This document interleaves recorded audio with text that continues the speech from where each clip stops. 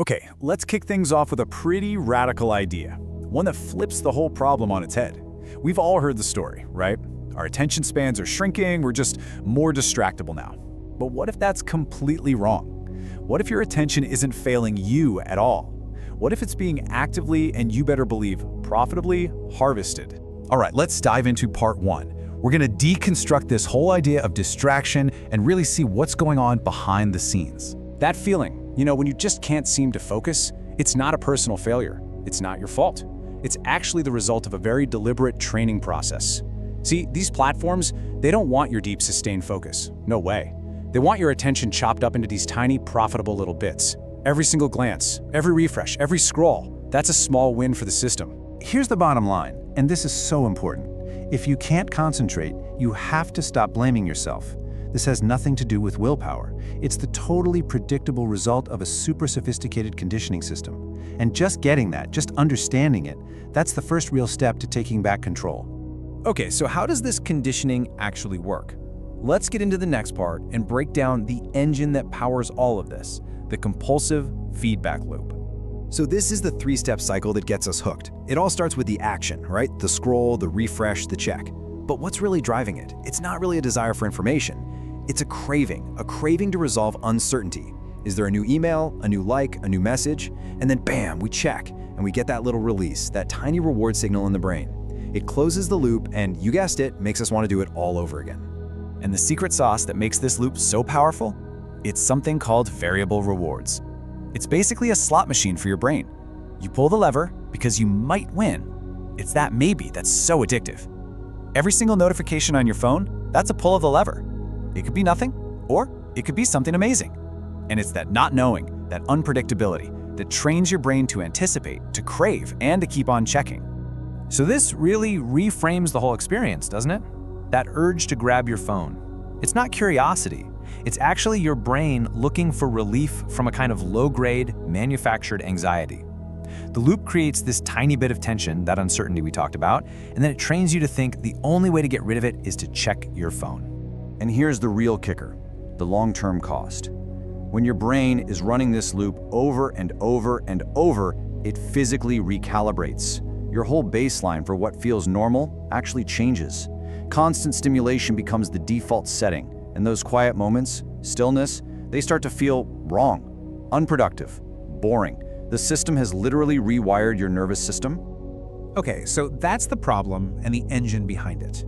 Kind of heavy, I know. But now, let's pivot to the solution. How do we go from being puppets on a string to being the architects of our own attention? It's all about making a shift from just reacting to having a strategy. And the central idea here is a concept called perceptual sovereignty.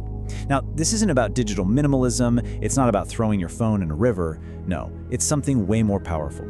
It's the ability to consciously choose what enters your world, what gets your attention, and just as important, choosing how and when you're going to respond to it. And this really breaks it down to a simple choice we face, like every minute of the day. You've got impulse, which is the default setting.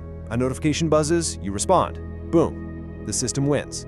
Then you've got strategy, and all that is inserting a tiny pause, a moment to ask a really powerful question. Does this move the objective? Does this help me with what I'm actually trying to do right now?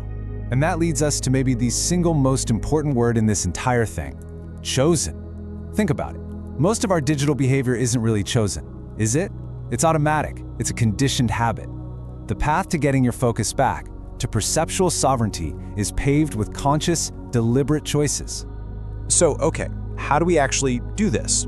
Let's jump into our final section and look at the real, practical tools for building a new architecture for your own focus. First off, we need to get one thing straight. This isn't about screen time. That's a totally misleading metric. I mean, you could spend 3 hours doing deep, focused research, and that's incredibly productive, right? The real issue is the rhythm. It's all about controlling the intervals between when you're plugged in and when you're not. Without those breaks, your brain never gets a chance to process anything, and your thinking just stays fragmented. So what's the most powerful tool you have? It's called pre-commitment. It's super simple. Instead of deciding in the heat of the moment whether to check that notification, you decide ahead of time. Like, I will check my messages at noon and 4 p.m., period. And this one simple act does something amazing. It completely cuts off any negotiation with your impulses. It frees up so much mental energy and puts your rational brain back in charge. And really, this is the end game. The goal isn't to disconnect completely. It's to create an asymmetrical relationship with technology. What does that mean? It means you get to pull out all the value, the information, the connections, the tools, without giving the system what it wants from you, which is your constant, reactive, undivided attention. I really want you to let this one sink in. There is no neutral ground here. This isn't something you can just ignore. The very rhythm of your thoughts is a kind of battleground. And if you are not the one designing it, someone else, or let's be real, something else, is designing it for you. And trust me, its goals are not your goals. So it all comes down to this. This is the final takeaway. Control your exposure. Control your intervals. Control your perception. Or let them be controlled for you. The architecture of your mind is going to be built one way or another. That part's not optional. The only question left is, who's going to be the architect?